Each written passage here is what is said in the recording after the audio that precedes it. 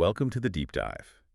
Today, we're wading into something that's uh, absolutely essential in healthcare, but is often a huge headache. A massive one. We're talking about provider credentialing. Exactly. For anyone who isn't deep in the admin side of medicine, this is the whole process of verifying a provider's background. Yeah. Their education, licenses, clinical history, Yeah. all of it. It's the gatekeeper, really. It ensures quality and safety. But, and this is the big but our sources point to, it's also just this time-consuming burden. It pulls everyone away from what they should be doing. Which is patient care. I mean, it's this mountain of paperwork that every new hire has to climb before they can actually start working. And generating revenue for the practice. And that's the friction. The whole process is so detailed, so intensive that it just causes these huge delays. You have providers sitting around unable to work. So our mission for you today is to really get into the specifics. We want to find the exact triggers, the financial, the strategic tatter, that tell an organization, okay, it's time to outsource this. Right. And what jumps out immediately from the sources is just how much redundancy is built into the system. And that redundancy is why doctors are waiting months, literally months, to start a new job. That wait time is the whole financial story, isn't it? We're not talking about a couple of weeks. This is revenue, it's patient access, just stalled.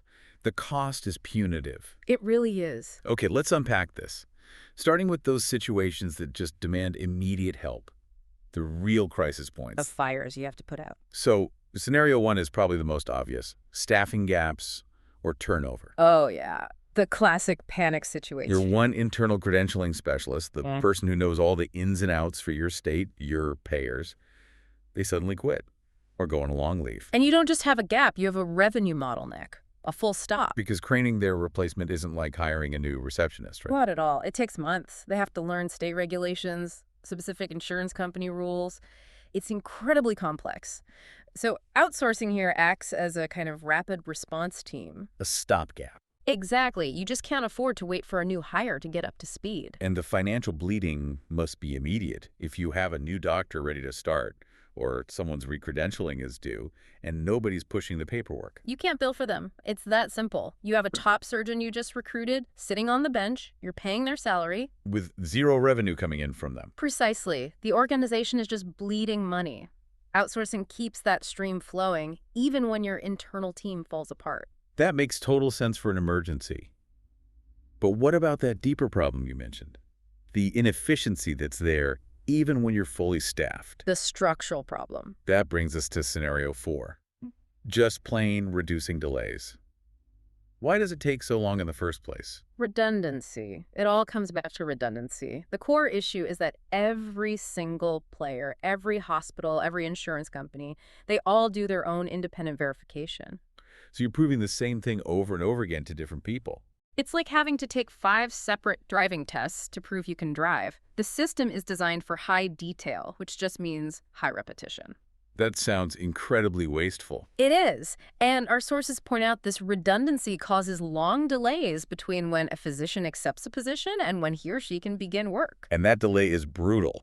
You hire someone, you're excited, and then they spend the next quarter doing paperwork instead of seeing patients. Right. It leads to burnout before they even properly start. So we have a number on this wait time. 3 to 6 months. That's the villain of the story. That's our financial antagonist, yes. So what's the aha moment here? How much faster can a vendor be? This is the key takeaway for you on speed. While that standard wait is 3 to 6 months, a specialized vendor can often shrink that timeline down to 60 to 90 days. 60 to 90 days. A huge difference. So you're potentially shaving off 3 months of lost billing time. I mean, for a specialist, that difference alone probably pays for the vendor for the entire year. It often does. And suddenly, this isn't just about plugging a hole, it's about gaining a real competitive advantage in recruiting and expansion. And that speed really moves us out of just crisis management and into actual strategy. This is where it gets really interesting when you're planning for growth. Right. Not just reacting. So let's talk about scenario 2, rapid growth or expansion.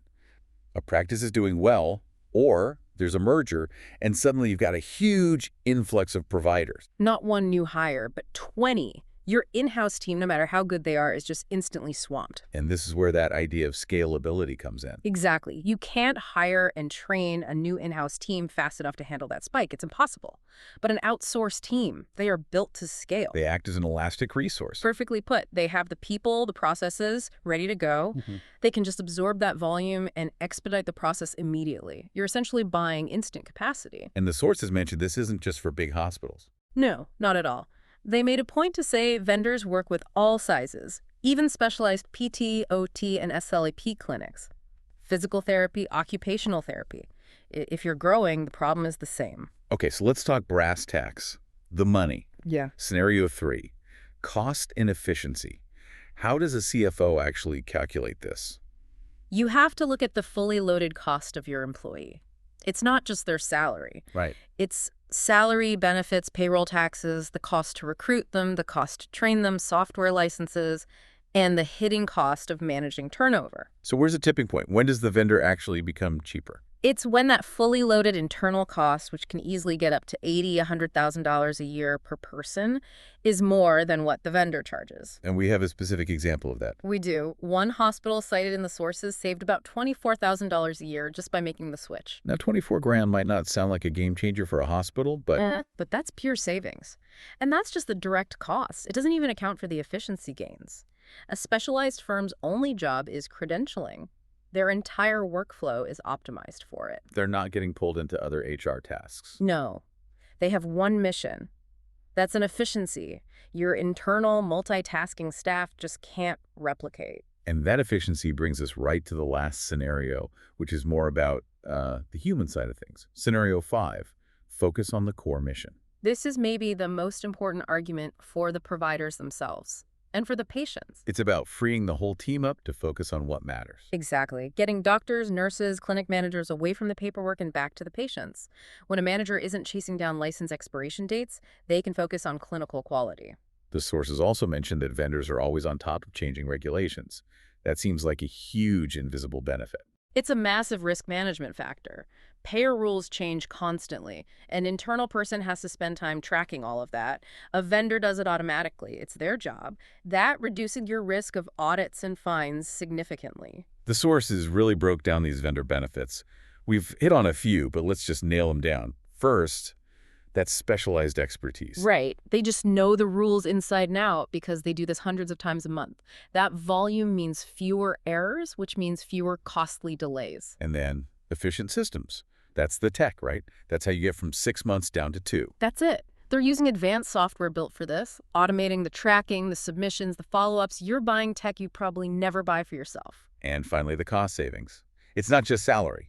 It's reducing those error-related denials. Oh, that's a silent killer for a practice's cash flow. One tiny error on a credentialing form can get a claim bounced, and then it takes weeks to fix. So better accuracy up front means better cash flow on the back end. Instantly. It improves the whole revenue cycle. Okay, so we've covered the why and the when.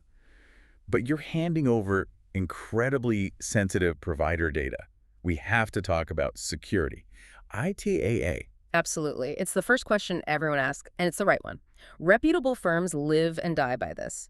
They are legally required to use secure IPA-compliant systems. So they're built for this. They have to be. In fact, their cybersecurity is often much more robust than what a small or medium-sized practice could afford internally. For them, security is their license to operate. That's reassuring. Now, what if you're not ready to go all in? What if you have a small internal team, but they just get overwhelmed sometimes? That's a great question about flexibility, and the answer is no, you don't have to outsource everything. A hybrid model is actually very common. So you can tailor the service. Absolutely. You just supplement your team where they need it most. What would that look like in practice? How do you split the work? A common way is the internal staff does the initial document gathering. They're right there with the new hire so they can get the diplomas, the licenses, all of that. They build a file. Right. And then they hand that file over to the vendor who does all the time-consuming external verification work, chasing down the payers, the licensing boards. So the vendor handles the heavy lifting, especially during a hiring search. Exactly. It turns outsourcing from this huge all-or-nothing decision into a targeted, strategic support service. So that makes the whole idea a lot less daunting. It allows you to keep some control, but still get the speed.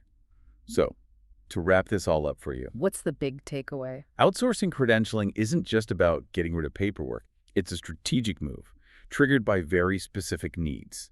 Staffing gaps, real cost savings, or periods of rapid growth. And the prize, at the end of the day, is speed.